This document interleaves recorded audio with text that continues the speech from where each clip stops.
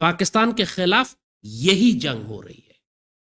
اس میں ہر element of power استعمال ہوتا ہے. انفارمیشن وار ایک ایکسس ہے اس کا. ففتھ جنریشن وار صرف انفارمیشن وار کو نہیں کہتے. سوشل میڈیا پہ جنگ کرنے کو ففتھ جنریشن وار نہیں کہتے. خیبر پختونخوا پولیس کے لیے خوشخبری. تنخواہیں پنجاب پولیس کے برابر کرنے کا فیصلہ. تنخواہیں پنجاب پولیس کے برابر لانے کی تجویز بجٹ میں شامل.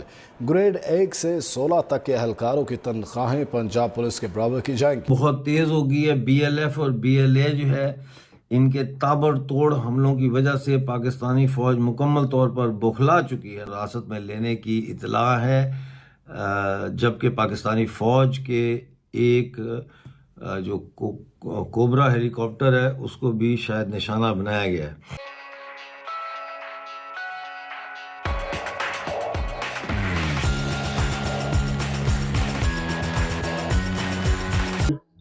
ففتھ جنریشن وار کے وہی سارے ایلیمنٹس آف پاور ہیں جو کسی بھی جنگ کے ہوتے ہیں. اس میں اکنامک ٹیررزم بھی ہے، اس میں پولیٹیکل انارکی بھی ہے، اس میں عسکری دہشت گردی بھی ہے، اس میں انویژن بھی ہے.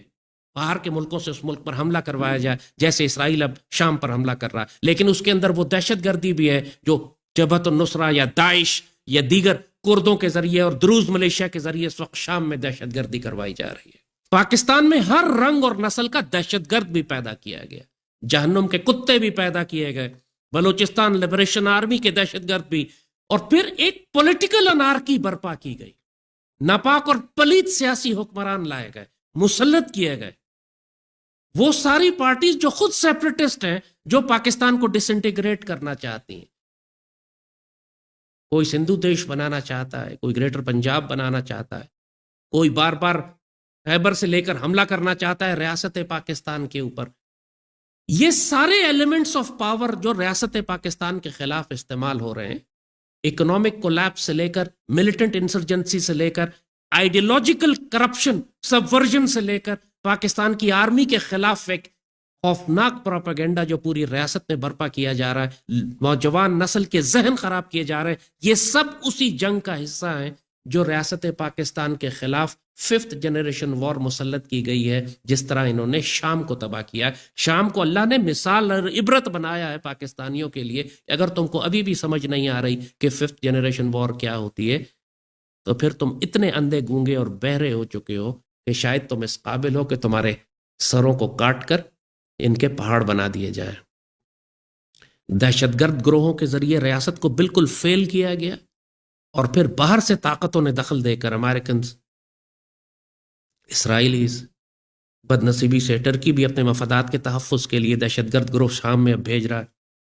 ایک جانب روس ہے، ایران ہے، شام ہے. آپ کو شام کے اندر بھی وہ عالمی جنگ نظر آ رہی ہے جو آپ کو ایسٹرن یورپ میں نظر آ رہی ہے. جو یوکرین اور روس میں جنگ آپ کو نظر آ رہی ہے کہ تمام عالمی طاقتیں آپس میں گتھم گتھا ہیں. روایتی جنگ خوفناک، کئی لاکھ لوگ مارے جا چکے ہیں. کسی بھی وقت ایٹمی ہتھیاروں کا استعمال ہو سکتا ہے، کسی وقت کئی اور ملک اس کی لپیٹ میں آ سکتے ہیں. وہی جنگ آپ کو شام اور مڈل ایسٹ میں نظر آ رہی ہے، مسلمان دنیا میں. اور اسی جنگ کو پاکستان کے خلاف یہ بہت عرصے سے کر رہے ہیں. کوئی 15 سال ہو گئے کہ یہ فورتھ سے ففتھ جنریشن پر موو کر چکے ہیں پاکستان کے خلاف. لیکن اگر پاکستان آج اس 15 سال میں شام کی طرح ڈس انٹیگریٹ ہو کے ایک فیلڈ سٹیٹ نہیں بنا، تو وہ زرداری کی وجہ سے، نواز شریف یا عمران کی وجہ سے نہیں ہے، وہ بلاول، مریم اور گنڈاپور کی وجہ سے نہیں ہے، وہ بزدار کی وجہ سے اور ان ناپاک سیاسی جماعتوں کی وجہ سے نہیں ہے کہ پاکستان محفوظ ہے ابھی تک. یہ سارے تو ڈپلوائے کیے گئے تھے پاکستان کو ڈس انٹیگریٹ کرنے کے لیے. پاکستان آج اگر اللہ کے فضل سے کھڑا ہے تو پاک فوج کی وجہ سے کھڑا ہے، اس بات کے باوجود کہ اس کی صفوں میں بھی غدار داخل ہو گئے تھے، باجوہ اور فیض جیسے. مگر یہ ادارہ بحیثیت ایک ادارے کے، جس طرح ریاست پاکستان کی حفاظت کر رہا ہے، پاکستان کی سینٹر آف گریوٹی جس ادارے کے پاس ہے، ہم نے ابھی تک صرف عسکری دہشت گردوں کے خلاف جنگ کی ہے. لیکن پاکستان کے جو سیاسی دہشت گرد ہیں، جو معاشی دہشت گرد ہیں، جو نظریاتی دہشت گرد ہیں، جو پاورفل ایلیمنٹس ہیں ففتھ جنریشن وار کے اس ریاست پاکستان کے خلاف، ان کے خلاف ابھی تک کوئی کارروائی نہیں ہوئی. اسی لیے ہم کو لگتا ہے کہ ہم یہ جنگ ہار رہے ہیں. کیونکہ پوری قوم میں نوجوان اور سوشل میڈیا اتنا ہاسٹائل ہو گیا ہے پاکستان کی بنیاد کے خلاف، نظریہ پاکستان کے خلاف، پاکستان آرمی کے خلاف، کہ اب بھارتی انٹیلیجنس کو پیسہ خرچ کرنے کی ضرورت نہیں ہے. خود عمران کے تحریک انتشار کے فسادی وہ کام کر رہے ہیں جو جہنم کے کتے اور بھارتی انٹیلیجنس کرتی تھی. پوری ایک سیاسی پارٹی پاکستان توڑنے کے مشن پر ہے، جیسے شیخ مجیب پاکستان توڑنے کے مشن پہ تھا 71 میں. یہ کیسی ٹریجڈی ہے کہ پاکستان کی اپنی مین سٹریم پولیٹیکل پارٹی، جس کا وزیر اعظم 4 سال رہ چکا ہے، 4 صوبوں میں جس کی حکومت تھی، اب وہ پاکستان توڑنے پر آ گیا ہے. گریٹر اسرائیل پروجیکٹ کے لیے دنیا کی آخری اور پہلی اسلامی ایٹمی طاقت کو ڈس انٹیگریٹ کرنے کے لیے اس نے اپنے سارے کتے چھوڑ دیے کہ ریاست پاکستان کو شام کی طرح امپلوڈ کر دو. یہ حقیقت ہے. عمران کا کسی صورت میں اب یہ قابل معافی نہیں ہے، کیونکہ اگر ہم نے عمران کو اور ان جیسے ایلیمنٹس کو جو باقی سیاسی جماعتوں میں موجود ہیں، آپ نے ان کو ہٹا کر یہاں پر پوٹن جیسی کم از کم یا زی جیسی مضبوط حکمران لے کر نہیں آئے، تو پھر اللہ نہ کرے ہم کو شام بننے سے کوئی طاقت دنیا کی روک نہیں سکے گی. سارے ایلیمنٹس آف پاور ہمارے خلاف جا رہے ہیں. اسی طرح علاقہ مکینوں کے مطابق 2 گھنٹوں سے زائد یہ ناکہ بندی جاری رہی اور فوج کا جو کیمپ ہے وہ قریب تھا. اس کے باوجود فوج جو ہے وہ اپنے کیمپ سے نہیں نکلی. یہ پہلا واقعہ نہیں ہے، میرے پاس اور بھی رپورٹ ہے جہاں پہ پاکستانی فوج جو ہے وہ اپنے کیمپوں سے نہیں نکلی، ناکہ لگا رہا لیکن فوج نہیں نکلی. اس کے علاوہ نصیر آباد سے بھی خبر ہے کہ قیدی شاغ میں فورسز کی جو ہے وہ سیکیورٹی فورسز ان کے اوپر چوکی پر حملہ کیا گیا ہے. تو ابھی میں چلتا ہوں ان خبروں کی طرف جو میں نے کمپائل کی ہیں. اس میں جو ہے وہ ایک تو نوشکی کی خبر ہے جو ذرا پرانی ہو گئی ہے، پرسوں کی خبر ہے یہ.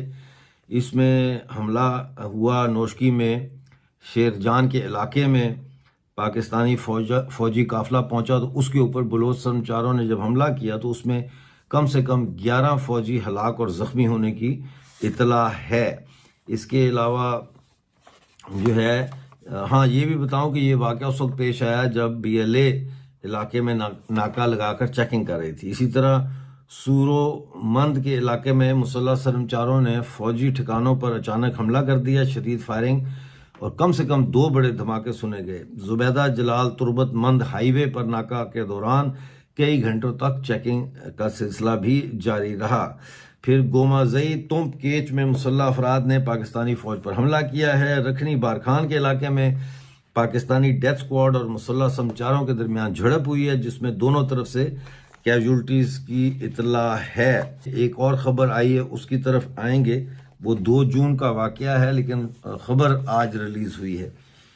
ادھر ایک اور خبر ہے کہ پاکستانی فوج کا ایک اہم اعلی کار اور ڈیتھ سکواڈ کا ممبر امین زمرانی IED دھماکے میں اپنے بیٹوں کے سمیت ہلاک ہو گیا.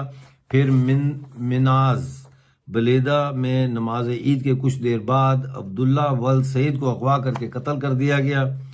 مستون کے علاقے اسپلانگی میں پاکستانی فوج اور بلوچ سرمچاروں کے درمیان گھمسان کی لڑائی ہوئی، دونوں طرف سے نقصان کی اطلاع ہے.